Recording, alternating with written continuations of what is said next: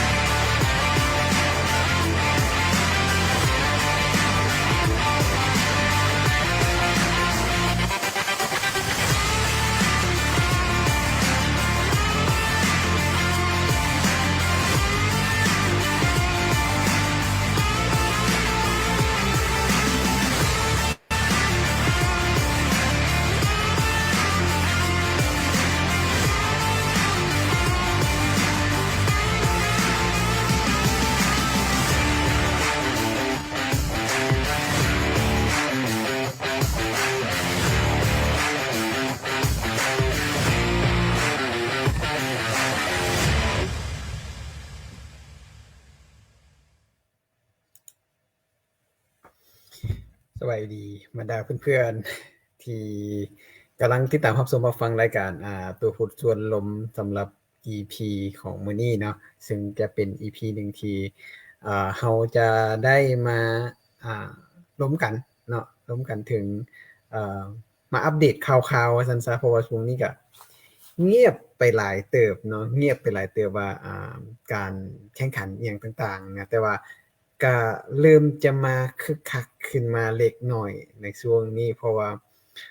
ใกล้ๆนี่เลยเนาะมันก็สิมีงานแข่งขันที่เกิดขึ้นเนาะแล้วก็งานของWater Run ก็มีขึ้นมาแล้วเนาะส่วนว่าเพื่อนๆที่ติดตามครับติดตามทางเพจของตุพุทธฮิแลนด์นี่ก็จะเห็นว่าแต่ละเดือนตุพุทธพยายามจะมีกิจกรรมให้เพื่อนๆได้ออกมาแล่นเนาะนอกจากออกมาแล่นแล้วก็เก็บระยะบ่หรือว่าเฮ็ด challenge 10กิโลต่ำกว่า50นาทีบ่อิหยังซี้เพื่อแบบให้เพื่อให้แบบเพื่อนๆที่ออกมาแล่นหั้นน่ะแบบมีกำลังใจในการออกมาแล่นหลายขึ้นเนาะบ่แม่นว่าเราแล่นบ่แม่นว่าเราแล่นก็แม่นแหละเราแล่นซ้อมอยู่แล้วหั้นน่ะแต่ถ้าหากว่ามีchallenge ขึ้นมาเสียมันก็จะช่วยให้แบบให้เราแบบอืมมีขวัญกำลังใจในการที่จะอ่าซ่อมแลนขึ้นให้มันหลายขึ้นนั่นเองเนาะสำหรับ EP นี้เนาะต้องขอขอบใจทางEvo Store เนาะซึ่งเป็นผู้ผลิตเสื้อผ้าเครื่องกีฬาต่างๆเนาะตั้งแต่กีฬาแลนจนถึงแต่ว่าเขาเจ้าจะมีหลากหลายกว่านั้นก็จะเป็นชุดกีฬาเตะบาสเนาะคืออุปกรณ์กีฬาเตะบาสนอกจากนั้นก็ยังมีบ่ได้มีแต่อุปกรณ์กีฬาเตะบาสเด้อ Evo Store ยังมีผลิตภัณฑ์พวกเสื้อแลนส่งแล้วก็มีเสื้อแขนยาวเสื้อสั่งผลิตพิเศษอีหยังต่างๆนี่มีหลากหลายเนาะฉะนั้นถ้าหากว่าท่านใดสนใจผลิตภัณฑ์ของ Evo สามารถเข้าไปที่ห้างของเพิ่นก็ได้เนาะมีหลายสาขาเนาะอยู่จากนั้นจำปาสักก็มีสวรรณเขตก็มีเนาะนครหลวงก็มีหลายสาขาคือกันเนาะทางภาคเหนือก็มีคือกันเนาะอย่าลืมติดตามถ้าว่ามีข้อข้องใจหยังสามารถเชิญอยู่ในยูทูบบ่ยูทูบอยู่ในFacebook ของเขานี่แหละก็จะซอกหาว่า Evo Store เนาะ Evo Store จะเห็นแล้วก็สามารถเข้าไปสอบถามเพิ่นว่าตอนนี้มีผลิตภัณฑ์ตัวใดใหม่ๆออกมาแน่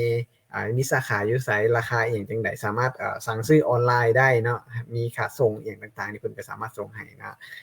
เอ่อทักทายกันมีก็มีอันแก้วไททานิกเนาะ Morning เนาะสุริกรสบายดีตู้สุริกรมื้ออื่นเจอกันเด้อตอนเช้า อยู่บึงเด้ออาติสบายดีนะทุกคนสบายดีคือกันเนาะมื้อเช้านี้บ่ได้ไปตูดกาแฟนำเด้อเพราะว่าตู้ต้องเฮ็ดเวียกวันเสาร์นี่แล้วก็ต้องออกไปส่งอันบี้แหน่อยู่สนามบินน้อยหนึ่งเนาะก็เลยบ่ได้ไปตูดกาแฟนำโอเคเอ่อที่เปิดวิดีโอทำอิฐนี้ให้เพื่อนๆได้เห็นเนาะวิดีโอตัวทำอิฐที่เปิดให้เพื่อนๆได้เห็นก็คืองานอ่างานเขาว่าThe Rocks Challenge คูณ3เออคูณ5นะบ่แม่นคูณ3เพื่อนๆงานนี้ค่อนข้างว่าน่าสนใจงานนี้สนใจหลายเพราะว่ามันเป็นงานแบบแปลกใหม่ที่บ้านเฮาบ่เคยจัดมาก่อนเนาะบ้านเฮาบ่เคยจัดมาก่อนเพราะว่ามันคูณ5มีหยังแหน่คูณ1แม่นแล่นจากปอยตัวประมาณเกือบ5กิโลเนาะ แล้วขึ้นไปทีละทีประมาณ40กิโลแล้วต้องไปปีนภูอีกประมาณเกือบ11กิโล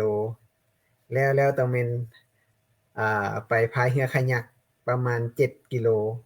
แล้วก็ออกมาทีละทีอีกประมาณ45กิโลถึงจะจบฉะนั้นเขาว่าคูณ5คูณ5เนาะ The Rock ผู้ผาม่านคูณ5 Challenge เนาะตัวนี้ เป็นอีหยังที่น่าสนใจเพราะว่าเพิ่นได้เปิดซึ่งจัดโดย Green Discovery นะร่วมกับทาง The Rock ภูผาม่านถึงเป็นสถานที่ท่องเที่ยวที่นักผจญภัยหรือว่าบ่ผจญภัยเนี่ยสามารถเข้าไปเขาไปมี experience กับการที่จะไปเดินป่าไปโหนสลิงไป zip line สิน่าเป็นอีหยังที่แบบ ต้องไปครั้งหนึ่งต้องไปให้ได้ตู้พูดไปมาแล้วเนาะในปี 2020เนาะ2021บ่ได้ไป2020ไปมาแล้วก็ไปกับทีมแดนของพวกเราแล้วก็ม่วนหลายมีกิจกรรมหลายอาหารก็แซ่บกาแฟก็แซ่บเด้ออยู่หั่นเด้อมีห้องพักเป็นแบบห้องพักเป็นแบบต้นไม้ก็มีห้องพักเป็นแบบแคปซูลบังกะโลหั่นก็มีเนาะเพื่อนๆสามารถสอบถามสนใจสามารถสอบถามติดต่อจองห้องจองที่พักไปได้เนาะแต่ถ้าว่าผู้ใดบ่ได้พักก็สามารถไปกลับได้เนาะระหว่างท่าแขกกับทาง The Rock ภูพะม่านโอเคเดี๋ยวเฮาสิมาเว้าตัวทำอิฐนี่ก่อนเนาะเมื่อเว้าตัวทำอิฐนี่ก็คืองานของ The Rock เนาะ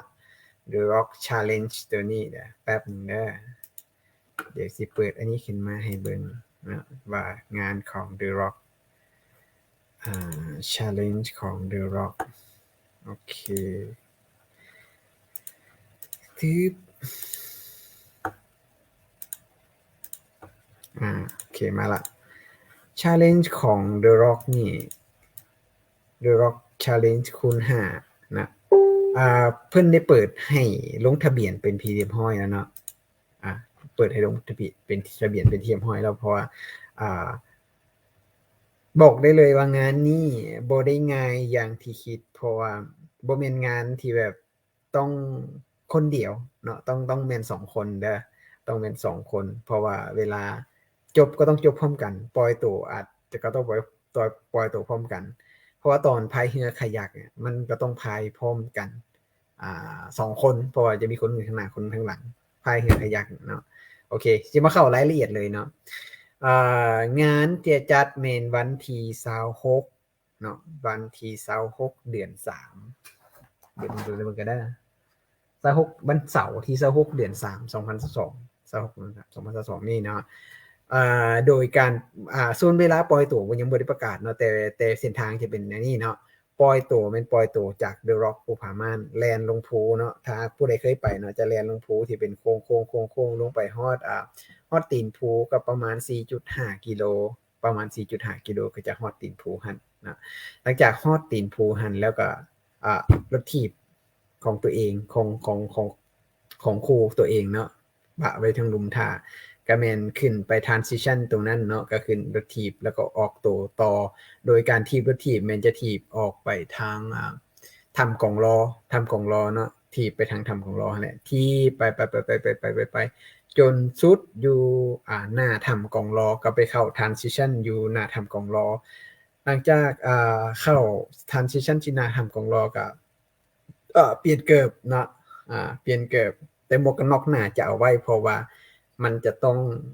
ใช้เวลาที่เฮา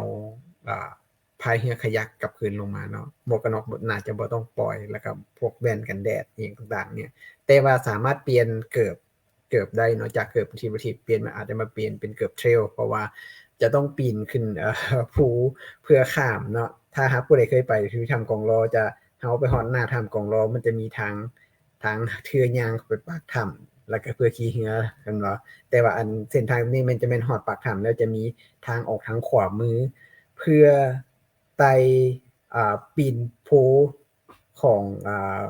ทำกองล้อหันข้ามไปอีกฝั่งหนึ่งเนาะข้ามไปอีกฝั่งหนึ่งซึ่งเป็นฝั่งที่ถ้าหากว่าปกตินักท่องเที่ยวไปจะแม่นขี่เรือลอดทำกองล้อขึ้นไปหันเนาะออกไปซอดฝั่งนั่นแหละเฮาก็ต้องเนี่ยแต่ว่าต้องไปปีนภูตัวนี้ข้ามไปฝั่งนั้นไปฮอดฝั่งนั้นก็จะเป็นไปฮอดเช็คพอยต์ตัวนั้นอยู่หันจะมีเรือคายักท่าอยู่หันแล้วเนาะ2คนเนาะคู่ของตัวเองเนาะตัวเองพร้อมด้วยพาร์ทเนอร์จะต้องฮอดพร้อมกันเพื่อพร้อมกันลงเรือคายักเนาะแล้วก็พร้อมกันพายเรือคายักไปฮอดหันแล้วเนาะน่าจะมีเจ้าหน้าที่เบิ่งไม้พายเรือแล้วก็เรือให้พร้อมด้วยไฟฉายที่คาดหัวเพราะว่าเวลาเฮาเข้าไปทำกองล้อแล้วมันจะมืดเนาะฉะนั้นนักกีฬาต้องลอยน้ำเป็นเนาะอันนี้ต้องแจ้งไว้ก่อนต้องลอยน้ำเป็นเพื่อป้องกันอุบัติเหตุที่จะเกิดขึ้นถ้าหากว่าเกิดหยังขึ้นสามารถลอยน้ำได้แต่ว่าตามที่ทางผู้จัดเพิ่นแจ้งมาก็บอกว่าในระยะนี้แม่นน้ำแม่นถือว่ามันน้ำแห้งเพราะมันเป็น dry season เนาะ ฤดูแล้งแล้วนะน้ำมันลงได้ฉะนั้นมันก็น่าจะไปแบบสบายบ่น่าจะเป็นห่วงแต่ว่าก็ต้องทำความไวถ้าทำความไวก็ต้องมีความระมัดระวังเป็นพิเศษเพราะว่าทางในถ้ำมันมืดหลายเนาะถ้าว่าเคยไปเนาะมืดเย็นเนาะต้องไปกับพาร์ตเนอร์ตัวเองได้คล้ายกันคนทางหน้าทางหลังได้เนาะเพื่อออกไประยะทางจากปากถ้ำจนทางฝั่งนี้เพื่อไปซอดอีกฝั่งหนึ่งที่เฮาปีนภูขึ้นมาประมาณเกือบ8กิโลเนาะ7กิโลปลายๆนี่แหละบ่ฮอด8กิโลเนาะลองลงน้ำก็จะสบายเนาะบ่ได้แม่นว่ายทวนน้ำนี่บ่แม่นเด้อลองลงตามแม่น้ำเพื่อไปซอดอีกฝั่งนั้นเนาะฝั่งที่เฮาจอดรถถีบนั่นแหละหลังจากออกที่จอดรถถีบแล้วก็แม่นขึ้นtransition ต่อก็คือเอาเรือจอดแล้วก็ทั้งสองคนเนาะกับพาร์ทเนอร์ตัวเองต้องขึ้นจากtransition ต่อเพื่อไปขึ้นไปที่บอนยอดรถถีบเฮาแหละแล้วก็ไปเอารถถีบเพื่อ start ออกจาก transition ตัวนั้นลืมบอกเนาะอยู่บอนจุด transition ที่จอดรถถีบจะมีwater เขาห้องว่า water station เนาะแล้วก็จะมี first aid station อีกต่างๆจะอยู่ตรงนั้นรวมทั้งเป็นบอลเช็คพอยต์พร้อมว่านักกีฬามาฮอดท่านใดที่มาฮอดแล้วท่านใดที่บ่มาฮอดเพื่อกันควอลิฟายอย่างต่างๆเนี่ยทางคณะกรรมการเพิ่นจัดไปให้เรียบร้อยแล้วเนาะ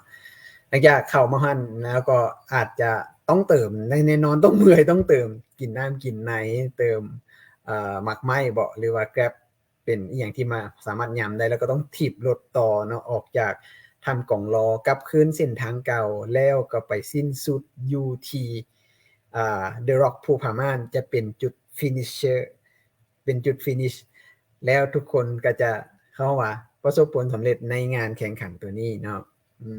เป็นอีหยังที่ว่าน่าสนใจหลาย เดี๋ยวตุพุทธเบิ่งเรือนรูปอื่นให้เบิ่งอีกเด้ออยู่ใส่ละนี่นะโอเคมาละ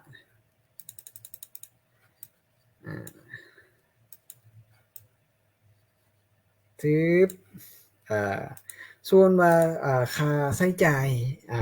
ายในการลงทะเบียนก็จะมีอยู่2ประเภทหลักๆเนาะประเภทแพ็กเกจ A กับแพ็กเกจ B นะซึ่งอันนี้เป็นราคาต่อคนเด้อเพื่อนๆราคาต่อคนถ้าหากว่าแพ็กเกจ A นี่ก็จะรวมที่พักอาหาร3คาบเนาะที่พักอยู่ที่ The Rock อาหาร3คาบเนาะก็จะเป็นคนละ1,190,000เนาะส่วนแพ็กเกจ A2 ก็จะเป็น990,000จะขาดมีครบแต่ว่าบ่มีอาหารเพียงแต่คาบเดียวเนาะอันนี้ก็ได้นอนห้องเป็นลอดจ์เนาะเป็นลอดจ์ที่เป็นเพราะว่าเป็นอุโมงค์นะเป็นตัวแคปซูลนะเนาะแล้วก็จะมีแพ็กเกจ B นี่จะนอนอยู่สามารถนอนเตียงเดียวได้เนาะนอนเตียงเดียวก็เพิ่มราคาขึ้นเป็น 1,490,000 นะแล้วก็ได้อาหาร4คาบนะแล้วก็แพ็กเกจ B2 นอนเดียวนอนเตียงคู่ว่าซั่นซะพอมันจะมีห้องเตียงเดียวเตียงคู่ก็จะเป็นคนละ 1,190,000 เนาะ 1,190,000 ก็ได้คือกันแต่ว่าได้นอนเป็นห้องเตียงคู่เนาะอันนี้จะเป็นค่าสมัครเนาะถ้าหากว่าเพื่อนๆผู้ใดสนใจเนาะที่อยากจะลงแข่งขันในรายการนี้ก็ต้องซ่อมเนาะต้องซ่อมแล่นหันบ่น่าจะบ่มีปัญหาหลายแต่ว่าสิไปกินกันอยู่บนถีบรถถีบกับเพราะว่ามันเป็นอีหยังที่ไวเนาะเพราะว่าระยะประมาณ40กิโลเมตรขาไปแล้วขามาประมาณ45กิโลเมตรตรงนี้รถถีบน่าจะเป็นจุดเปลี่ยนเนาะบางคนอาจจะแล่นได้คือทุกคนอาจจะแล่นได้ดีแต่ไปถีบรถบ่ดีไปพายเรือคายักลงมาบ่ดีสิมันก็เสียเวลาอยู่ตรงนั้นก็อาจจะเฮ็ดให้เฮาเสียตำแหน่งเสียเวลาในการถีบรถขึ้นไปคือให้มันซื้อแต่ก็บ่อยากให้หวังว่า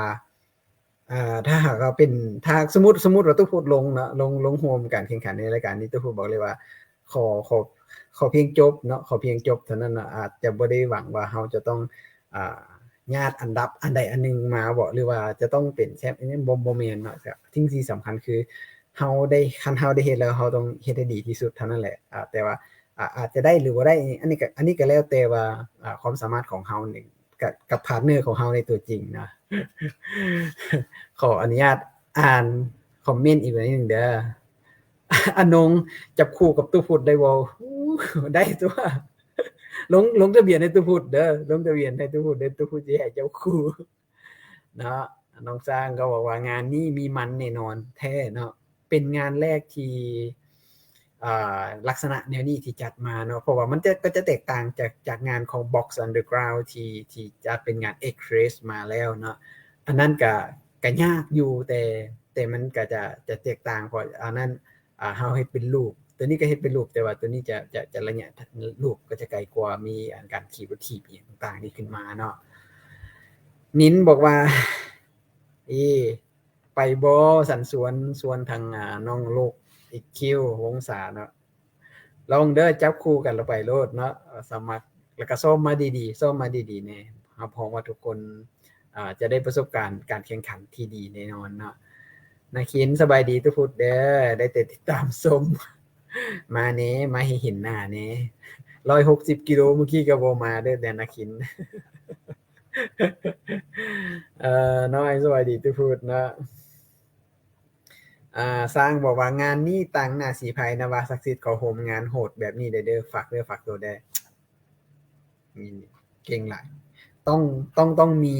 แบบตังหน้าจากภาคส่วนใดภาคส่วนหนึ่งมาได้เนาะเพราะว่าเพื่อจะเฮ็ดให้การแข่งขันได้จะมีสีสันหลากหลายยิ่งขึ้นเนาะสัญญาสอนสัญญาขอจะบอกว่าเสียงแข่งกับสร้างว่า2คนนัดกันไปแล้วก็ไปแข่งกันก่อนเด้อน้องบีบอกว่างานนี้ขอแต่จบกัสนะแล้วแม่นละเนาะทุกงานการแข่งขันเนาะเฮาจบได้ถือว่าเฮาชนะแล้วเนาะอันนี้เป็นความภาคภูมิใจของตัวเองทุกๆงานแข่งขันหรือว่างานอย่างต่างๆที่ผ่านมาเนาะสิ่งที่เฮาคิดว่าเฮาเฮ็ดได้เฮาเฮ็ดจบนั่นถือว่าเฮาชนะตัวเองชนะการแข่งขันอยู่แล้วเนาะอันนี้ถือเป็นความภาคภูมิใจของส่วนตัวของตัวเองนะน้องหลวยสวัสดีเขตสบายดีตู้สบายดีคือกันนักกินทางนี้พายเรือคือจังพายเรือคายักก็ต้องได้ไปซ้อมเด้อเพราะว่าพายต้องพาย2คนอีกต้องเข้ากันเนาะอย่างน้อยต้องไปเรียนพายเพราะว่าถ้าพายบ่เข้ากันแล้วมันก็จะคัดกันแล้วก็จะเสียความไวอันนี้ตู้พูดเคยไปพายอยู่วังเวียงบ่เคยไปพายอยู่อย่างต่างๆเนี่ยถ้าหากพาย2คนมันค่อนข้างจะยากหน่อยนึงแต่ต้องเป็นจังหวะเดียวกันอันนี้น่าจะถ้าหากว่าผู้ใดจับคู่กันแล้วน่าจะควรจะไปลองซ้อมพายเรือกันเบิ่งแน่เนาะเพื่อจะได้ทำเวลาที่ดีขึ้นนะแก้วไททานิกบอกว่าสิไปเป็นเพชเชอร์ให้ตุพุทธกับปาวีเด้อยินดีคือกันตุพุทธยังบ่ได้ตัดสินใจว่าสิไปหรือบ่ไปเนาะต้องท่าเบิ่งมีสปอนเซอร์ลงทะเบียนให้ก่อนบอกว่าค่าลงทะเบียนค่อนข้างแพงน้อยบอกว่าไผคู่กับตุพุทธแล้วขึ้นโพเดียมโลดสาธุน้องสร้างบอกว่ามีเรือให้ซ่อมอยู่บึงแน่บ่พอดีน้องมีไม้พายให้ซ่อมโอ้บ่มีเนาะบ่มีเมื่อก่อนทาง Green Discovery เคยเอาเรือคายักมาลองให้ซับเนาะบ่แม่นเรือคายักซับหั่นมาให้ลองก็โอเคอยู่มาเพิ่นเอามาทดลองให้แค่ซื่อๆเนาะนักกินบอกว่าแก้วคือสิวนกันเลยน้อยบอกว่างานนี้ครับตู้พูดบ่ได้เด้อค่ะบ่ได้แข่งขันแต่ก็คิดว่าถ้ามีโอกาสอยากจะเข้าไปร่วมรับชมอาจจะไปช่วยถ่ายเพิ่นถ่ายรูปอีหยังต่างๆให้นักกีฬานี่เนาะอันนี้ตัวพูดคิดว่าจะไปแท้ๆโอเคอันนั้นก็ถือว่าเป็นรายละเอียดของงาน The Rock Challenge คูณ5เนาะ The Rock Challenge X5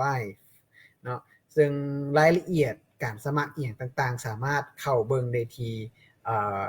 เว็บแฟนของGreen Step เนาะแฟนเพจของ Green Step direct message อยู่ที่Facebook ของ Eric direct message ที่ Facebook ของมาดามตูนเนาะ message Facebook ของ INT เนาะซึ่งเป็นเจ้าภาพในการจัดงานครั้งนี้เพื่อสอบถามรายละเอียดต่างๆเนาะหรือว่าเข้าไป เบิ่งอยู่ที่เว็บไซต์ของ Green Discovery เพิ่นก็สิอัปเดตตัวนี้คือกันเอ่อโอเคเนาะ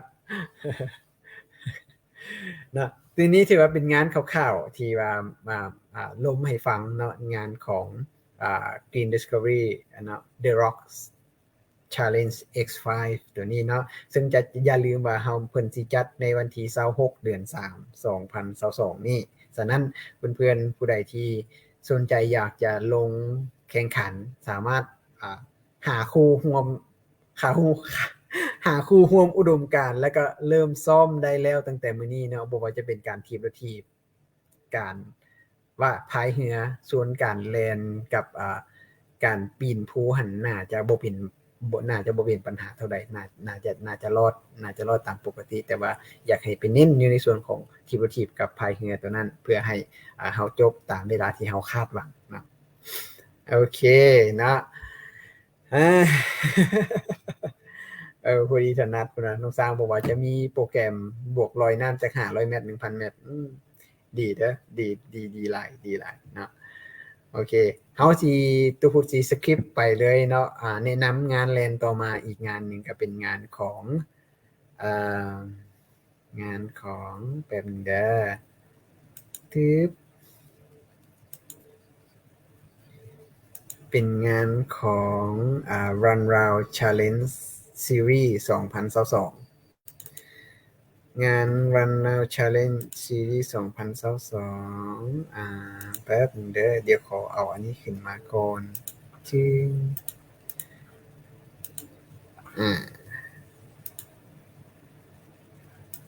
โอเค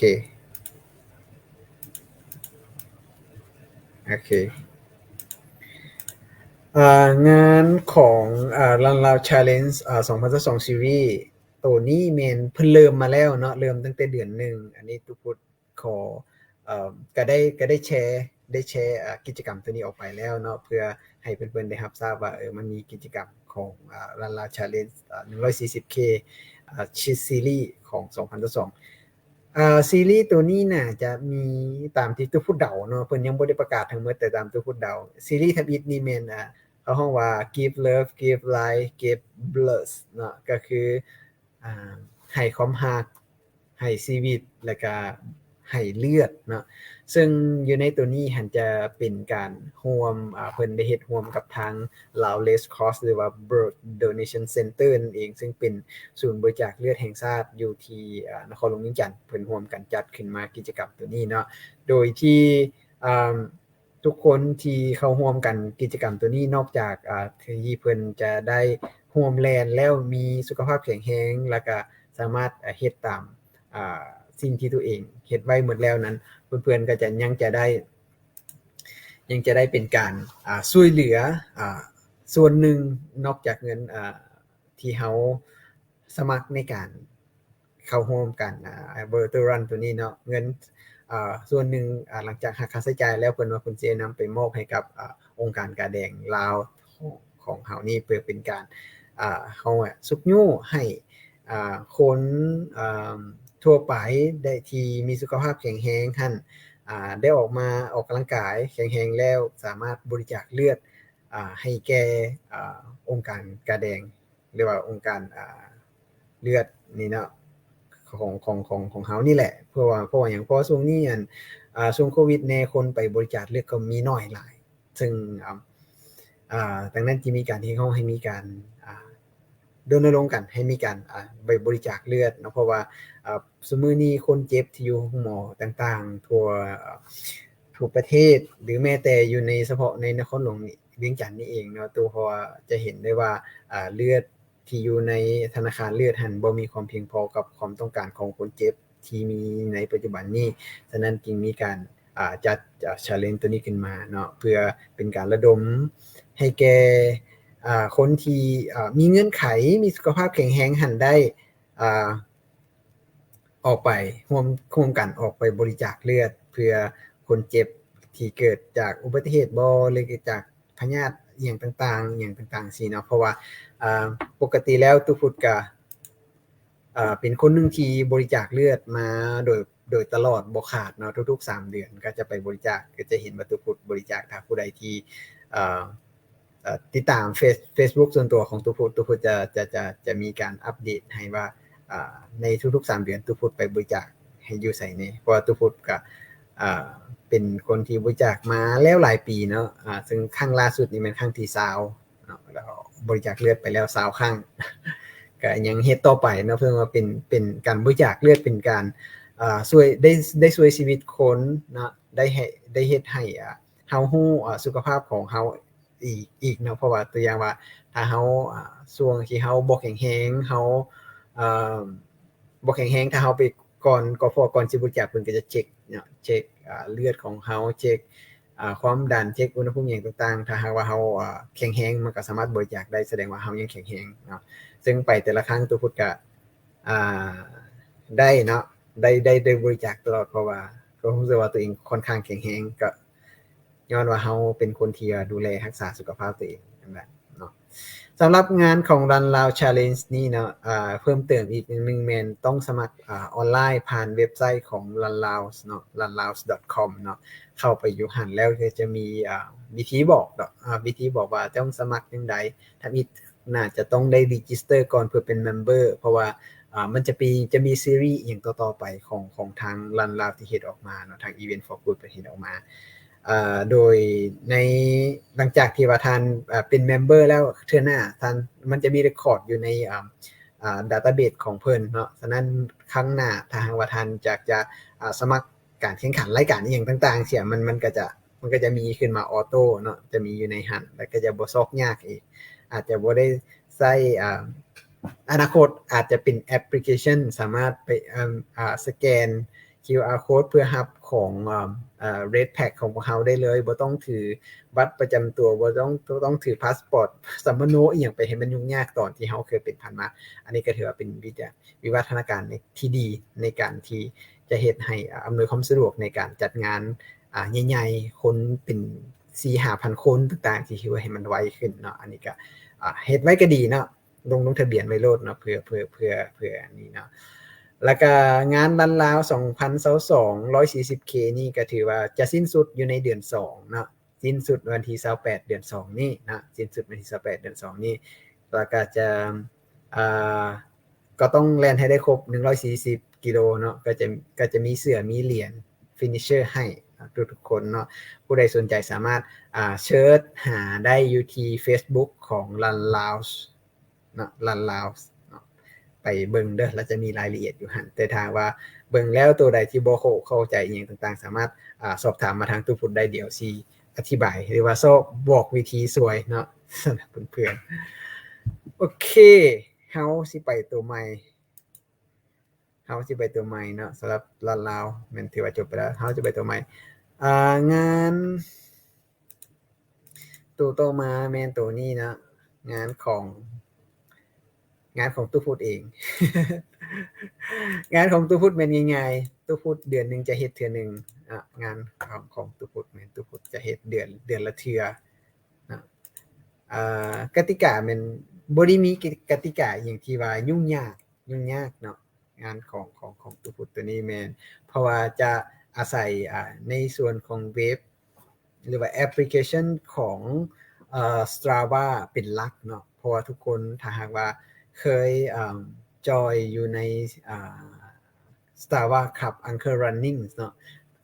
อยู่ใน Strava Club แล้วเนาะจะอยู่นั่นในออโต้เวลาแล่นแต่ละมื้อแล้วถ้าผลแล่นของท่านก็จะเข้ามาอยู่ในranking ของคลับของทุกพุทธโดยอัตโนมัติโดยบ่ต้องเฮ็ดหยังบ่ต้องส่งหยังแต่ถ้าหากว่าผู้อื่นเนาะท่านอื่นที่บ่ได้ใช้แอป Strava ในการจับผลการแล่นหยังต่างๆสามารถแคปหน้าจอแล้วก็ส่งผลการแล่นเข้ามาการmod distance challenge ของตู้พุทธแม่นเริ่มมื้อนี้เนาะเริ่มมื้อนี้ฮอดวันที่28เนาะผู้ใดแล่นเท่าใดแต่ละมื้อแคปไว้ส่งมาเนาะสำหรับคนที่บ่ได้ใช้ Strava ส่วนคนที่ใช้ Strava บ่ต้องเฮ็ดหยัง สบายๆแล่นไปโลดแล้วก็มันจะมีระยะเพิ่มขึ้นอยู่ในคลับตู้พุทธเฮียนแลนด์อยู่ใน Strava เองออโต้เนาะแล้วตู้พุทธสิไปเบิ่งในหันนะว่าผ ผู้ใดแล่นแท้แล่นปลอม แล้วก็บ่ต้องบ่เชื่อจะบ่ได้มีดราม่าเนาะโอเคอืมเนาะ เนาะก็ฝากไว้เนาะเป็นบ่ได้ require ให้เฮ็ดอิหยังหลายเนาะสำหรับmost decision challenge ของทุกพุทธอ่าซึ่งทุกพุทธเบิ่งแล้วเราจะมี3ระยะ1ที่1ที่2ที่3ระยะผู้หญิงกับผู้ชายบ่ไ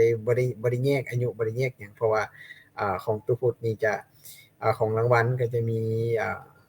ของที่ได้รับจากเพื่อนๆนักเรียนจากฝั่งไทยเพิ่นส่งเขาฝากเขามาให้เพื่อ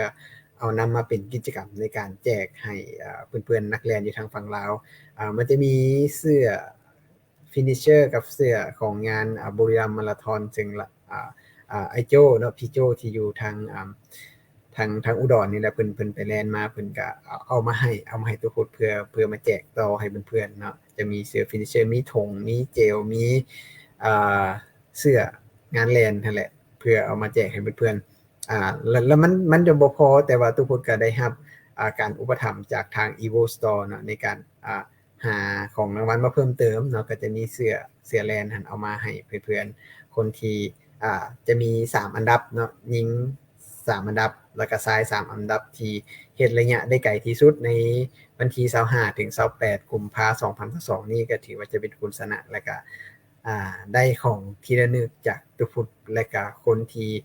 สปอนเซอร์ที่สนับสนุนทุกฟุตไปเนาะง่ายๆ ถ้าหากว่าบ่เข้าใจสามารถอินบ็อกซ์มาถามทุกฟุตได้เช่นกันเนาะสำหรับchallenge ประจำเดือนกุมภาหรือว่า Most Decision Challenge 2022 February นะสำหรับของทุกฟุตเองนะ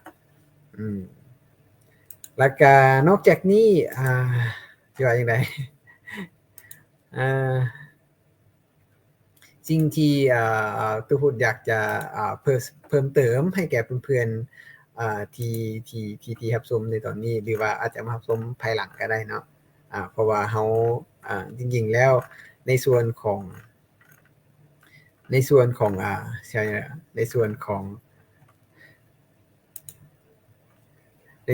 งานUltra Trail Series by Trail ลาวร่วมกับปาวี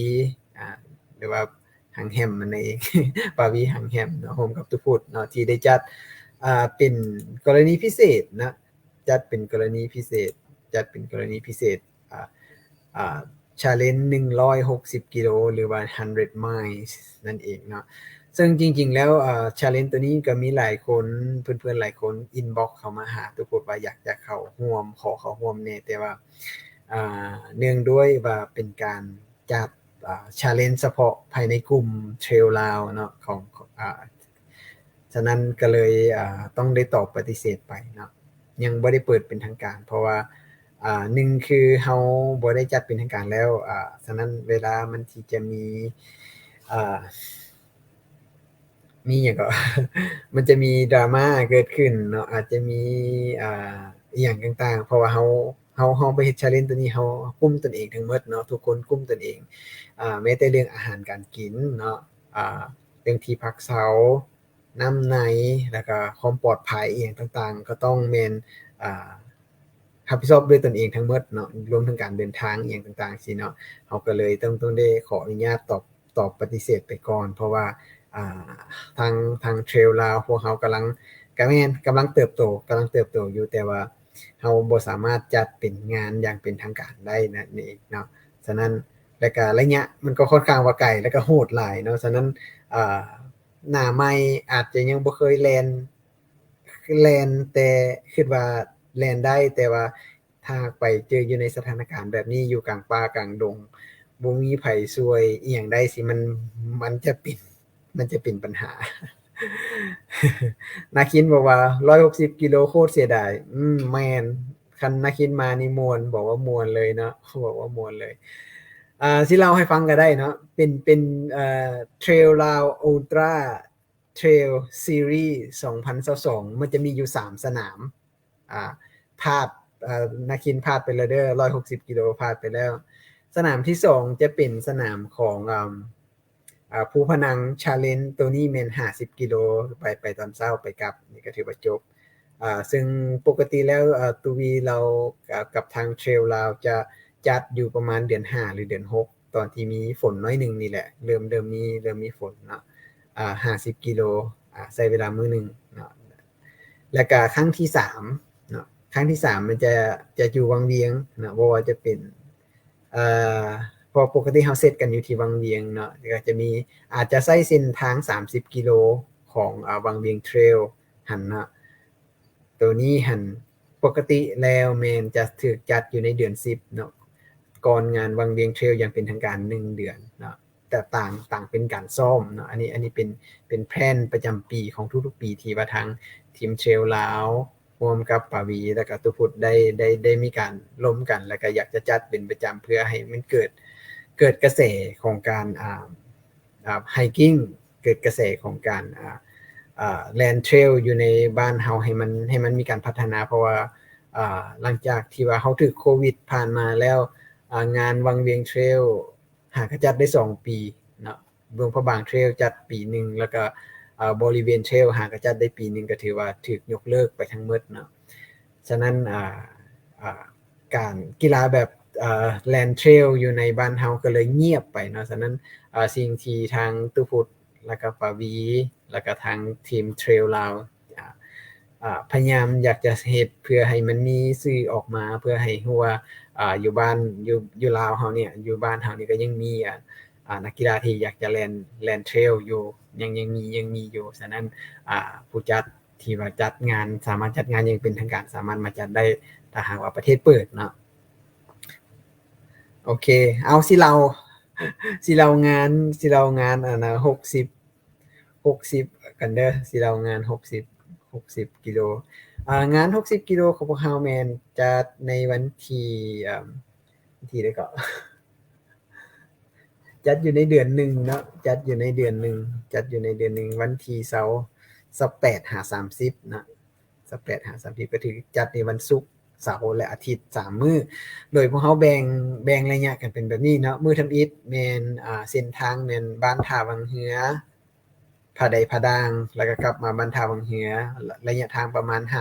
53บางคนก็ได้50บางคนก็ได้55บางคนก็ได้53ฉะนั้นตุพุทธได้53กิโลก็ถือว่าเอาระยะอยู่กลางๆระหว่าง50กับ55หั่นเนาะออกตอนเช้าก็เดินตามทางเส้นทางที่เฮาเคยใช้ของปีก่อนเนาะผ่านภูเรียบแคมอ่างน้ำมังขึ้นไปหาตีนภูเก้านางขึ้นไปหาภูผาไดไปหาผาดางแล้วก็กลับมาที่เส้นทางเก่าเพื่อให้ได้53กิโลเมตรนะตัวนี้ก็ถือว่าหนักพอสมควรแต่ว่าเป็นมือทมิตแน่มันขึ้นภูหลายเขาก็เลยเอาเส้นทางนี้ใส่มือทำอิฐแล้วก็ทุกคนก็กลับมาฮอดจุดพักแฮมคืนแบบสภาพดีว่าซั่นซะสภาพดีมือทำอิฐ53กิโลโดยก็มีคนเมื่อยแน่บ่เมื่อยแน่แต่ว่าหลังจากได้นอนพักคืนหนึ่งมื้อรุ่งเช้าต่อมาก็จะเป็นระยะทางจะยาวขึ้นอีกระยะทางประมาณ65กิโลเมตรเนาะโดยเส้นทางแม่นออกจากบ้านท่าวังเหือไปฮอดผาจ้องแล้วก็ต้องกลับคืนเนาะระยะทางนี้ก็จะขึ้นมาที่ผาง้อยก่อนผาง้อยแล้วค่อยไปผาจ้องแล้วค่อยกลับมาซึ่งอยู่ในมื้อที่2นี้ระยะทางไกลเฮาก็สตาร์ตประมาณ 7:00 นกว่านี่นะประมาณสตาร์ตประมาณ 7:00 นกว่าจะมีในมื้อลืมบอกนะมื้อทำอิฐหั่นมีคนที่เข้าร่วมทั้งหมดแม่น13คนเนาะ13คนก็ถือว่าทุกคนจบในมื้อทำอิฐมื้อที่2แม่น19คนอ่า19คนมีมี5คนบ่ได้ไปต่อเพราะว่ามี2คนฮอดแต่ผาจ้องผาง้อยหั่นแล้วก็กลับเนาะอีก3คนแม่นไปฮอดประมาณ15กิโลแล้วก็กลับเพราะว่าเขาเจ้าประเมินสภาพตัวเองแล้วต้องกลับคืนไปอีกหั่นบ่ไหวเขาเจ้าก็เลยต้องขอกลับมาก่อนเนาะเขาเจ้าก็จะได้ประมาณ30กิโลส่วนกลุ่มของตุพุทธก็แม่นไป ไปต่อจนจบเนาะไปฮอดผาจ้องหันประมาณบ่าย2เนาะก็พักกินข้าวเที่ยงแล้วก็พักนอนพักสักเกือบชั่วโมงพุ่นแหละแล้วก็จั่งย่างกลับมาเนาะกลุ่มทำอิฐที่กลับมาฮอดเนาะกลับมาฮอดบ่อนจุดที่เฮาตั้งแคมป์หันก็แม่นกลุ่มของตุพุทธ5คนเนาะมาฮอดหันประมาณ10 โมงครึ่งเกือบ11โมงยังเนาะบางมาฮอดถือว่าหนักหลาย ตุพูดเฮ็ดวิดีโอไว้แล้วแต่ว่ายังบ่เรียบร้อยเนาะยังบ่เรียบร้อยนะแต่ว่าเดี๋ยววิดีโอแล้วเราสิเอามาลงให้เพิ่นให้เพื่อนๆได้รับชมรับฟังทางช่องYouTube Channel ของตุพุทธเด้อเนาะโอเคกลับมาเนาะแล้วกลุ่มของตุพุทธมาฮอดก่อนประมาณ 10 โมงครึ่งแล้วกลุ่มที่นำหลังก็มีคนบาดเจ็บเนาะมีเพื่อนที่เดินทางนํกันบาดเจ็บก็เลยต้องได้ท่ากันแล้วก็ต้องเอากันมาฮอดจุดตั้งแคมป์หัน3โมงประมาณ3โมงเช้าจังฮอดเนาะฉะนั้นก็หนักอีหลีเนาะฉะนั้นแหละตู้พูดจังแต่ที่เว้าไว้เบื้องต้นว่าเฮาบ่ได้เปิดเป็นให้คนที่ว่าสนใจเข้ามาย่างนํเพราะว่าเฮาบ่ฮู้ว่าเขาเจ้าสิรอดบ่งานหนักๆแบบนี้เนาะอยู่กลางโปกลางป่าแบบนี้เนาะเขาเจ้าต้องฝึกตัวเองให้ฮู้ว่าเขาจะรอดแล้วเขาจะมาได้ประมาณนี้เสียนะ แล้วมื้อที่3เนาะตื่นมาทุกคนก็อ่าค่อนข้างว่าเมื่อยหลายเพราะเป็นมื้อที่3เพราะว่าเป็นมื้อที่3หลายๆคนกลุ่มที่กลับมาฮอด3โมงเช้าเขาเจ้าก็เริ่มถอนตัวบ่สืบต่อเนาะแต่ก็มีในกลุ่มของตูก็มีตุพุทธมีต้อมมีแก้วแล้วก็มีไอพรเนาะแล้วก็ออกต่อเพื่อให้มันจบตามที่เฮาตั้งใจไว้ในเบื้องต้น160กิโลเนาะพวกเฮาก็ไปใช้เส้นทางเส้นทางที่เส้นทางเก่าที่จะขึ้นไปผาใดแต่ว่าเฮาบ่ไปผาใดไปฮอดบริเวณอ่างน้ำแล้วเฮาก็จะเลี้ยวซ้ายเลาะตามอ่างน้ำปลาแปกไปงามเนาะช่วงนี้งามอ่าไปให้ได้20กว่ากิโลแล้วก็กลับคืนมาเนาะออกตัวประมาณเกือบ8โมงครึ่งเนาะกลับมาฮอดประมาณ4โมงเฮาก็ตุพุทธก็จบ160กิโลอย่างถาวรอย่างสมบูรณ์นะบ่แม่นอย่างถาวรแล้วสรุปแล้วคนที่จบ160กิโลแท้ๆก็จะมีอยู่4ว่า5วะมีตุพุทธมีแก้วมีต้อมมีไอพรเนาะมี4คนที่จบ160กิโลแท้ๆส่วนท่านอื่นๆก็จะได้คนละคนที่ไป2มื้อก็จะได้110 120เนาะคนที่ไปมื้อเดียวก็จะได้55บางคนก็ได้65เนาะเพราะว่าบางคนไปแต่มื้อทำอิฐบางคนมาแต่มื้อที่2บางคนมาแต่มื้อที่3สิมาจอยกับพวกเฮาเนาะก็เป็นอีหยังที่แบบอืมน่าจดจำเป็นงานที่น่าจดจำเพราะว่าเฮาได้เฮ็ดในสิ่งที่เฮาบ่เคยเฮ็ดเนาะคือตุพุทธนี่ก็บ่เคยไปอิหยังที่มันยาวเกินน้อยนี้นะเพราะว่าปีกายนี่แม่นเฮาเฮ็ด100กิโลเนาะ100กิโลใน2มื้อก็ถือว่าหนักหนาสาหัสแต่ปีนี้หั้นยากขึ้นไปอีกนี่ถือว่าเฮาเฮ็ด160กิโลหรือว่า100ไมล์นั่นเนี่ยก็แต่ว่าก็รอดมาได้ก็บ่ได้แบบเจ็บบ่มีอาการเจ็บบ่มีหยังเนาะเฮามาตุพุทธมาก็พักมาฮอดบ้านแล้วก็รุ่งเช้ามาเป็นวันจันทร์เนาะก็ต้องมาเฮ็ดเวียกปกติก็ถือว่าโอเคเนาะบ่ได้มีอาการบาดเจ็บอิหยังแล้วก็ย่างได้ปกติเนาะส่วนผู้อื่นก็เช่นกันเนาะทุกคนแข็งแรงหลายเนาะดีใจที่เห็นทุกคนที่ร่วมอยู่ในรายการนี้แล้วจบแบบอ่าแบบดีใจหั้นนะทุกคนช่วยเหลือกันบ่มีไผปะไผทิ่มกันเนาะโดยเฉพาะก็แม่นในกลุ่มหลังในมื้อที่2นั่นแหละแบบมันจะเฮ็ดให้แบบเฮาเมื่อยหลายกว่าปกติหั่นแหละฉะนั้นจึงเฮ็ดให้แบบมีคนบาดเจ็บแหน่แต่เฮาก็ต้องช่วยเหลือกันช่วยอุ้มสู้กันเพื่อมาให้ฮอดสถานที่เนาะ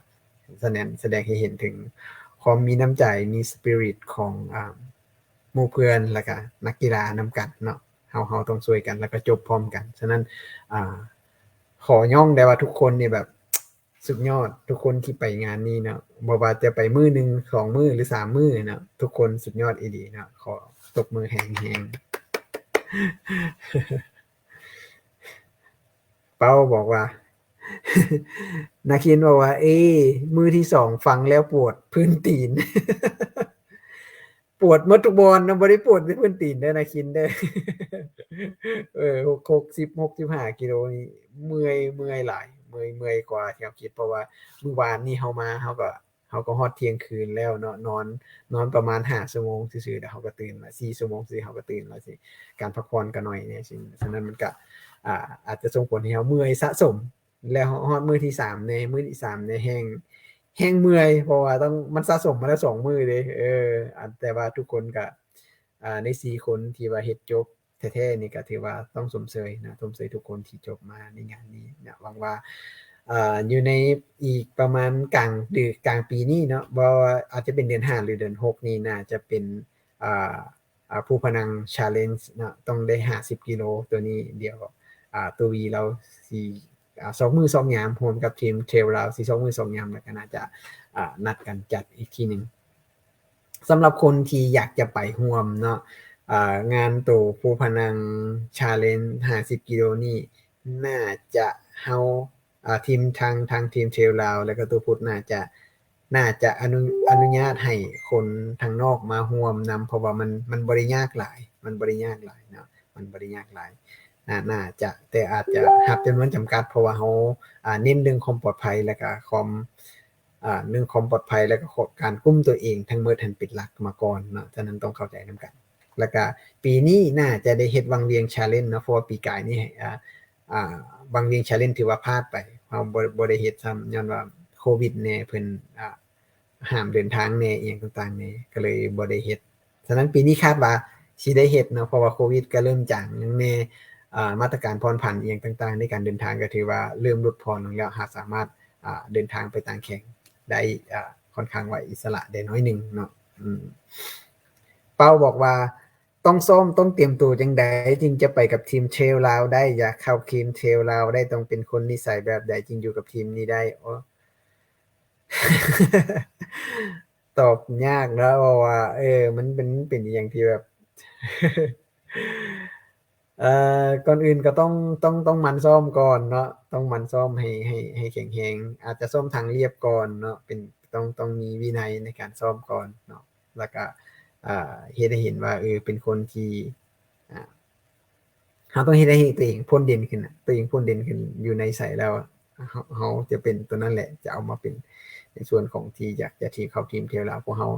ก็เปิดกว้างต้อนรับอยู่แล้วเนาะทางหัวหน้าเผ่าเนาะท่านวิจัยเพิ่นก็ต้อนรับนักเรียนที่มีประสบการณ์นักเรียนที่เก่งๆสิเขายินดีรับร่วมเข้าทีมเนาะสามารถรีเควสต์ไปได้ที่หัวหน้าเผ่าวิจัยเด้อสุดยอดเลยทุกคนแม่นแล้วนาคินสุดยอดหลายเนาะสำหรับนี้อ่าพอน้องพอน้องบอกว่าอยากไปร่วมนำสามารถมาได้เนาะสามารถคิดว่าระดับของสหายน่าจะเข้าร่วมน่าจะไปทริปแบบ30กิโลหรือว่า40กิโลกับทีมเฮาได้นะคิดว่าได้1เพราะว่าเห็นเป็นคนหนึ่งที่แล่นเป็นประจำแล้วก็แล่นค่อนข้างได้แต่ว่าก็ต้องเบิ่งเรื่องรายละเอียดเนาะต้องศึกษาเพราะว่าการแล่นเทรลแบบอยู่ป่ามันจะต่างกับที่เฮาแล่นอยู่บนถนนหลายเนาะการเทคนิคการเอาตัวรอดอยู่ในป่าต้องอีหยังแน่ต้องอ่าฉะนั้นก็ต้องมีการเติมน้ำแบบใดต้องเป้น้ำแบบใดต้องเตรียมตัวแบบใดอิหยังต่างๆนี่เสื้อผ้าที่ใส่ต้องเป็นแบบใดอิหยังจั่งซี้มันค่อนข้างว่าสำคัญเนาะอ่าอันนี้ก็บ่สามารถทุกคนบ่สามารถบอกได้ว่าต้องจังซี่ต้องจังซั้นเพราะว่าแต่ละคนมันต่างกันแต่ว่าสิ่งที่สำคัญเวลาที่เราไปเทรลไป hiking หรือว่าไปอ่าhiking จุดต่างๆที่อยู่ป่าเนี่ยมันต้องแล้วแต่สัญชาตญาณเนาะแล้วก็อ่าการการกินอาหารต้องเพียงพอเนาะน้ำดื่มเราก็ต้องเพียงพอเพราะว่าเราไปอยู่ป่าแล้วมันบ่ได้มีผู้ใดสิมาเซอร์วิซเรามีเงินก็ซื้อบ่ได้น้ำกินอาหารการกินอิหยังต่างๆฉะนั้นความพร้อมของตัวเองก็เป็นอันดับ1เนาะความพร้อมของตัวเองเป็นอันดับ1ต้องมีอ่าเขาว่า มีของตัวเองให้มันพร้อมน้ำดื่มเกลือแฮอาหารขนมขบเคี้ยวอย่างต่างๆนี่ล้วนแล้วแต่สำคัญเพราะว่ามันจะพอเราใช้เวลายาวนานอยู่ในป่าเราใช้พลังงานไปหลายฉะนั้นเราจะใช้เราจะต้องได้เติมพลังงานเข้าไปตลอดอย่างต่างๆสิแล้วก็ต้องมีเทคนิคในการย่างแน่ย่างไวแน่ย่างซ่าแน่พักแน่อย่างต่างๆเนี่ยอ่าเพื่อเฮ็ดให้เราไปถึงจุดหมายแล้วก็กลับมาอย่างปลอดภัยแล้วก็บ่มีอาการบาดเจ็บนั่นเองเนาะโดยเฉพาะในอาการบาดเจ็บนี่ต้องยิ่งต้องระวังหลายเพราะว่าบางคนบ่เคยออกกำลังกายเกิน4ชั่วโมงสิเพราะว่าเราไปป่านี่เราจะเดินทางตลอดเราจะบ่ได้มีหยุดสิอ่าตัวอย่างเช่นว่าเราออกคืองานตัว160กิโลนี่ตอนเช้าออก7:30สิกลับมาจนฮอดจุดตั้งแคมป์แม่น10โมงกลางคืนสิมันจน14ชั่วโมงสิมันคนทั่วไปที่ว่าบ่ได้ซ้อมบ่ถึงอ่าความแข็งแรงมันก็แรงเราก็จะหมดแล้วหลังจากที่มันผ่านไป8ชั่วโมงก็ถือว่าสุดยอดแล้ว9ชั่วโมง10ชั่วโมงขึ้นมาเนี่ยแรงหมดแล้วนี่มันสิยากฉะนั้นตัวพูดว่าสิ่งที่อยากจะเฮ็ดก็คืออยากจะให้มีการฝึกแบบ strength training ให้มันหลายขึ้นเนาะอาจจะบ่ได้แล่นไวแต่ว่าให้แล่นช้าๆหรือว่าย่างเพื่อให้ได้4ชั่วโมง5ชั่วโมงสิเป็นการแบบเพราะว่าฝึกความอดทนของร่างกายให้ร่างกายแบบยังได้สามารถออกกำลังกายแล้วมันยังไปได้ต่อเรื่อยๆอย่างจังซี่เพราะว่าอ่ามันค่อนข้างว่าจะยากเด้แล้วก็ใช้พลังงานหลายฉะนั้นแนะนำว่าคนที่จะไปทริปแบบหนักๆหรือว่าโหดๆแบบนี้ต้องมีความพร้อมค่อนข้างว่าต้องมีความพร้อมหลายจริงๆสามารถไปได้นะบ่ซั้นก็จะเกิดอาการบาดเจ็บขาปั้นบ่อ่า หมดแรงกลางทางเป็นลมอีหยังจั่งซี้ต่างๆที่อยู่กลางป่าที่มันยากเนาะเพราะว่าทุกคนล้วนแล้วแต่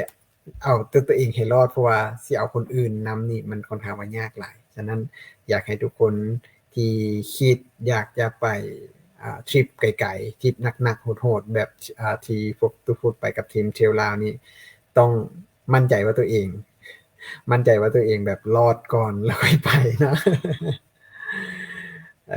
นาคินบอกว่าอารมณ์แบบความมืดฮอบด้านเห็นดาวน้อยใหญ่ว่าคักแม่นเนาะเพราะว่าไปล่าสุดนี่ก็แบบไปอยู่กลางป่าเนาะมืดแบบเห็นเมิดดาวทุกดวงอีหยังต่างๆนี่แนมเห็นด้วยตาเปล่างามหลายเนาะเป็นประสบการณ์ชีวิตอีกอันหนึ่งที่คนอยู่ในเมืองค่อนข้างว่าจะบ่ค่อยเห็นถ้าหากว่าเราบ่ออกไปนะโอเค เนาะเอาฝอยมาหลายแล้วสำหรับมื้อนี้เนาะอ่าก็สิมีประมาณนี้แหละสิก็สิบ่มีหยังบ่มีหยังหลายกว่านี้แล้วเนาะสำหรับสิ่งที่ทุกผู้ได้นำมาเล่า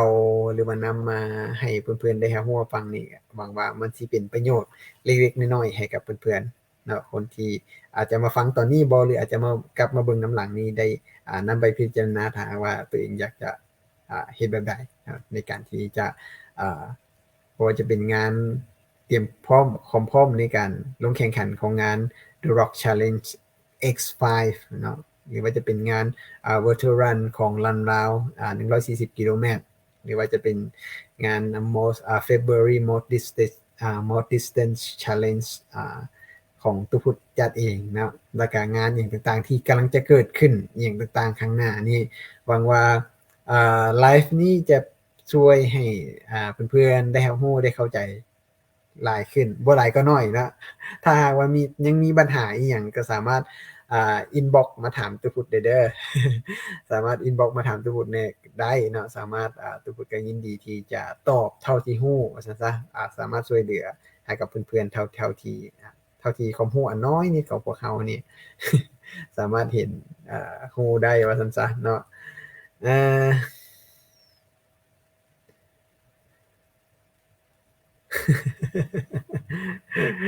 อ นาคินบอกว่าเมาแต่ฟังลืมแชร์บ่เป็นหยังเนาะบ่เป็นหยังขอบใจหลายๆขอบใจหลายๆนาคินนะเปาบอกว่าผู้พนัง challenge 50กิโลของปีนี้หั้นนะทีมเกลเราจะเปิดกว้างให้คนนอกมาร่วมนำ แต่ต้องเลือกดีๆเด้อเพราะว่าคลิปเดียวแล้วก็คนนอกยากก็แล้วแต่เนาะโอเคก็สมมาพระควรแล้ว1ชั่วโมงที่เรานั่งร่วมกันแล้วขอบใจทุกๆคนที่ให้เกียรติติดตามรับฟังรับชมและตู้พุทธฝอยมาโดยตลอดเนาะและหวังว่าเราจะพบกันใน EP ต่อไปเนาะก่อนจากกันวันนี้ก็ขอขอบใจทั้งสปอนเซอร์หลักของรายการตู้พุทธทวนลมเนาะหมดทั้งปีเลยเนาะก็คือทาง Evo Store เนาะถ้าหากท่านสนใจประเภทเครื่องกีฬาต่างๆเนาะสามารถหรือว่าอยากจะเฮ็ดชุดกีฬาของตนเองอีหยังต่างๆเนี่ยสามารถเข้าไปล้มทั้งเพิ่นได้อยู่ที่เพจของ Evo Store เนาะหรือว่าเข้าไปที่สาขาของ Evo Store ทุกสาขาเพิ่นยินดีให้บริการกับทุกๆท่านเนาะสำหรับมื้อนี้ตู้พุทธพร้อมกับ Evo Store ขอลาท่านผู้ชมไปก่อนเนาะจนกว่าเราจะพบกันใน EP ต่อไปเนาะสำหรับ EP นี้ขอลาไปก่อนบ๊ายบาย